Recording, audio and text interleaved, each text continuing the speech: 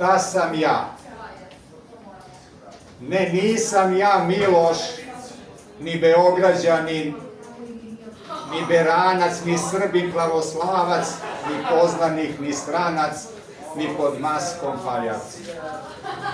Nisam ni inženjer, svršeni student, gimnazijalac, ni bivši direktor, ni umirovljenik, niti sam pesnik, stvaralac, priznalac.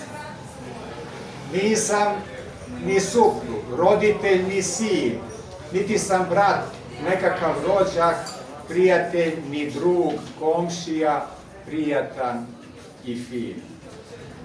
Ja nisam ličnost, ni vrline, ni mane, ni karakter moj, ni talenti bilo kakvih osobina spoj.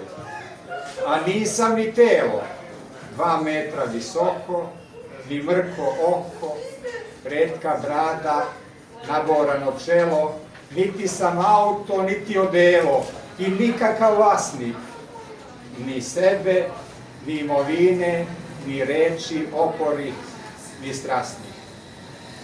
I kad sve to nisam, kad sve ogolim, šta ostalo je, to sam, to što samo volim.